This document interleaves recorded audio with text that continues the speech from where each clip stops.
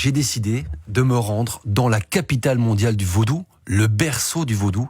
C'est la ville de Ouidah qui se trouve dans le sud du Bénin, à 1 heure de Cotonou. C'est là qu'est né le vaudou en particulier ? Exactement, c'est là qu'on trouve les premières origines du vaudou. Et c'est là notamment que se trouve le temple des Pitons, qui est vraiment, je dirais, la Mecque du vaudou dans le monde.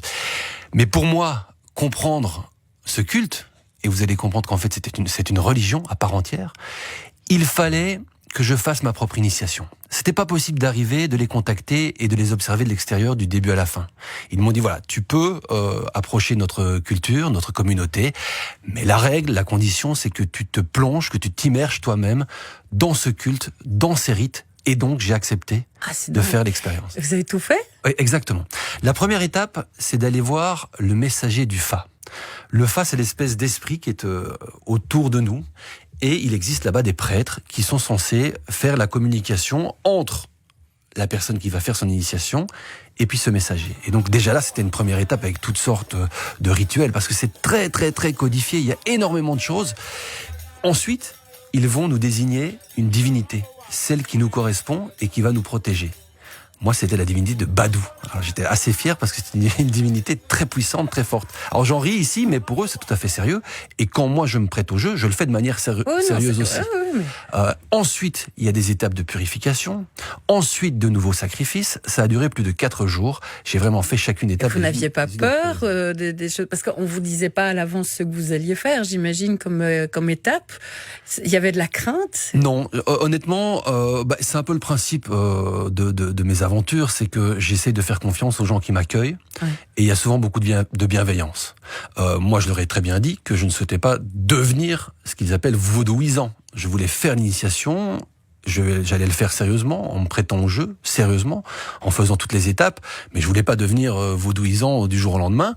Et j'ai tout de suite senti chez eux une bienveillance, l'envie de nous montrer les choses, parce que ils souffrent énormément des clichés, des préjugés.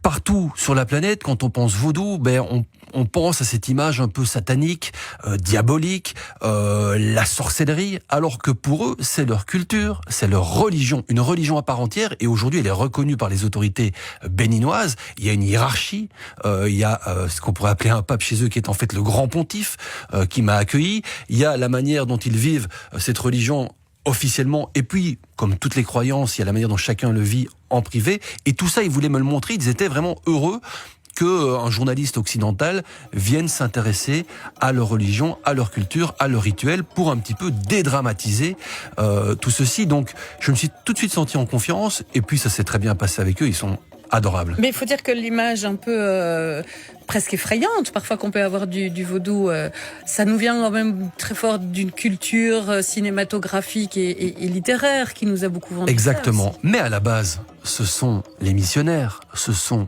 les colonisateurs. Lorsqu'on arrive en Afrique de l'Ouest pour faire venir des millions d'esclaves vers l'Europe, vers l'Amérique du Sud, on veut aussi imposer notre propre religion. Donc qu'est-ce qu'ils ont fait, les colons, qui voulaient rendre tous ces Africains catholiques? Ils ont commencé par diaboliser leurs propres croyances, en disant ce que vous faites, c'est à peu près n'importe quoi, c'est de la magie noire, c'est de la sorcellerie, et donc ils ont donné une image totalement répugnante, je dirais, de ce culte, qui est une des plus anciennes religions de la planète. L'Afrique, c'est le berceau de l'humanité, et donc c'est ainsi que, dans un premier temps, c'est nous-mêmes, les Européens, qui ont rendu cette religion terrifiante. Et dans un second temps, c'est Hollywood. Parce que, à travers les esclaves, ce culte vaudou, il a fait le tour du monde. On a parlé d'Haïti, au Brésil, c'est remonté via les Haïtiens jusqu'au Canada, et donc le vaudou est présent dans de nombreux endroits. Il fait peur parce qu'on ne le connaît pas. Effectivement, ça peut faire peur. Moi aussi, je vous avoue que c'est des rituels qui sont un peu extrêmes. Les sacrifices animaliers, c'est pas facile à voir. Mais il faut savoir que dans toutes les religions, il y avait des sacrifices animaliers. Il y a l'agneau pascal dans la religion catholique, dans la fête de l'Aïd, il y a le mouton, le sacrifice du mouton. Donc ça fait partie des rituels, et nous on les a diabolisés. Mais lorsqu'on se prête au jeu, lorsqu'on approche ces gens, lorsqu'on voit qu'ils font tout ça avec beaucoup de respect, de bienveillance, que les animaux qu'ils tuent, c'est pour les manger aussi. Donc il n'y a pas de gaspillage.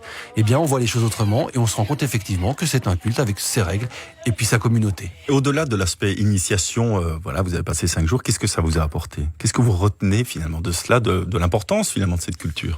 Ce que je retiens, c'est que le vaudou est sans doute une des religions les plus tolérantes. Parce que je vous ai expliqué que les catholiques étaient venus, avaient essayé de détruire le vaudou. Il faut savoir que sur la grande place de Ouidah, face à la plus grande basilique de la ville, il y a le plus ancien temple vaudou, le temple des Pitons.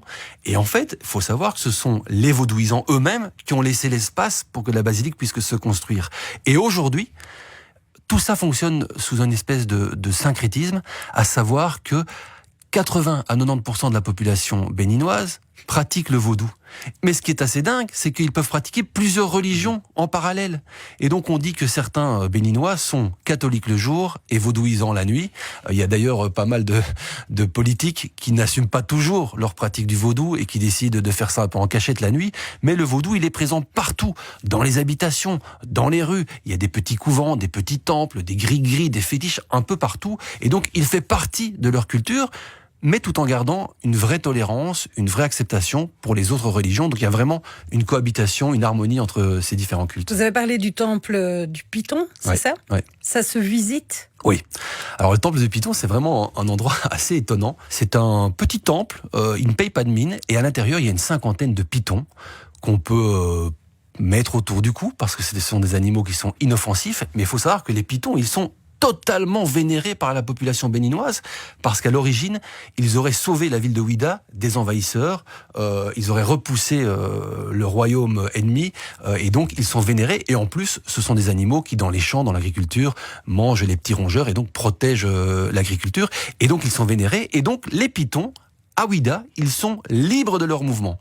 Et c'était très drôle, je vous ai raconté une anecdote. Ça veut dire que le soir, ils ouvrent la porte du temple des Pitons. Les Pitons s'en vont un peu partout dans la ville. Si on les retrouve dans les maisons, dans les habitations, les gens sont très heureux parce qu'ils disent que c'est un signe positif. Et donc, le lendemain matin, ils ramènent les Pitons au temple des Pitons. Et quand on était là, il y avait un jeune homme qui était avec un sac plastique et qui se demandait mais où est-ce que je peux ramener mon Piton ? Il ouvre le sac et dedans, c'était un serpent totalement dangereux. Et donc il a fallu le ramener très vite, on a eu un peu peur, j'avoue. Aujourd'hui, est-ce que vous êtes considéré comme un membre éventuel ? Alors, je sais, vous l'avez dit, vous ne vous liez pas. Mais est-ce que si vous dites j'ai passé ces étapes, je suis un de vos membres ? Je suis un peu plus proche de leur communauté. Mais vous n'êtes donc pas... ça veut dire que non. Alors par contre, si on veut faire les étapes d'initiation jusqu'au bout, normalement chaque année on doit faire des offrandes. On fait beaucoup d'offrandes aux divinités. Mais ce qui est certain, c'est que en faisant cette initiation, eh bien les portes se sont ouvertes. J'ai pu faire mon reportage jusqu'au bout. Et si vous souhaitez découvrir encore plus de contenu de ce monde à part, n'hésitez pas à rejoindre notre communauté de voyageurs en vous abonnant à notre page Facebook.